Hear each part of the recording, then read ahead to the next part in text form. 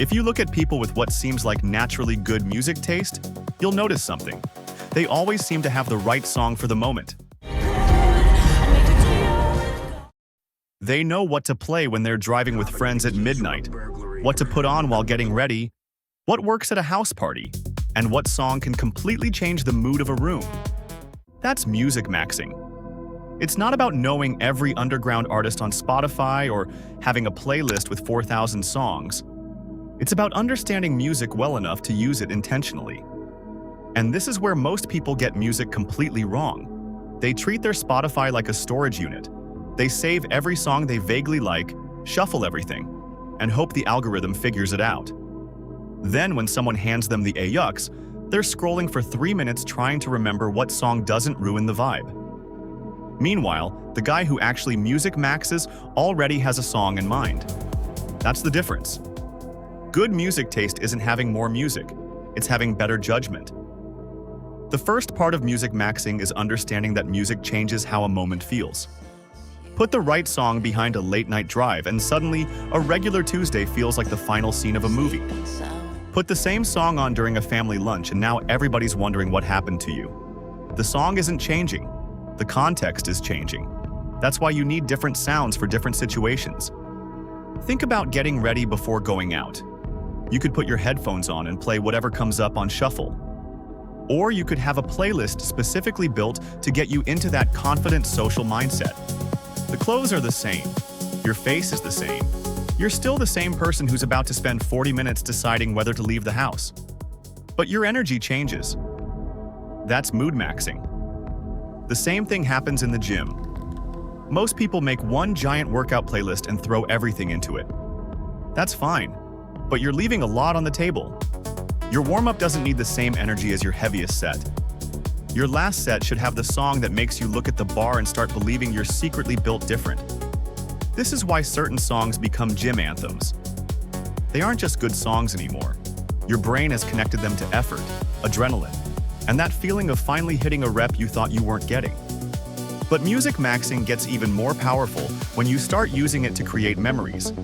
There are probably songs you hear today that immediately take you back to a specific year, a specific person, a specific summer, or one completely random night you forgot about until the song played. That's because music is incredibly good at becoming attached to experiences.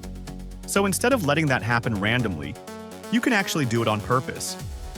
Find songs for specific eras of your life. Build playlists around trips, semesters, relationships, nights out, or even just a phase you're going through. Years from now, those songs become time machines. Now here's where the aux test comes in. Having good music taste doesn't mean playing something obscure every 30 seconds to prove you're different. That's actually one of the fastest ways to lose aux privilege. If you're driving with 5 friends, start with something people recognize. Then introduce something new. Then bring back something familiar. You're basically controlling the energy without anyone realizing you're doing it. The goal isn't for people to say, "Wow, you listen to artists nobody knows?" That's not the flex. The real flex is when someone hears a song they've never heard before and immediately says, "Wait, what song is this?" Now you've introduced them to something they'll probably remember you for. You're not showing off your music library. You're giving people a better experience. And there's another part of this that nobody talks about. You have to stop letting algorithms completely decide what your taste is. If you listen to the same 5 artists every day, Spotify is going to keep feeding you the same 5 artists wearing different outfits. Eventually, your entire music taste becomes one giant recommendation loop. You need to explore outside of it.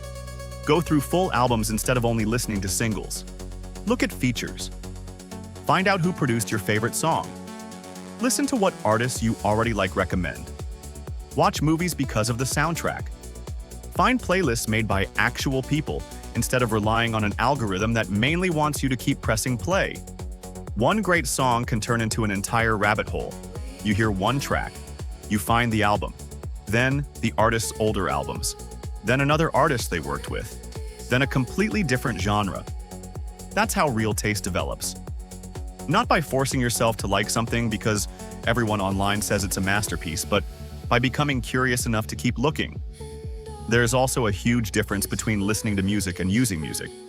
Most people just listen. Music maxers use it. They know what song gets them into a workout. What song makes cleaning their room feel less depressing? What song belongs on a road trip? What song should never be played at a house party unless they want everyone to start questioning their life choices? You start thinking of music as part of the environment instead of background noise. And this is probably the biggest upgrade you can make. Stop asking, "What's a good song?" Start asking, "What's a good song for this moment?" Those are completely different questions. A song can be incredible and still be completely wrong for the situation.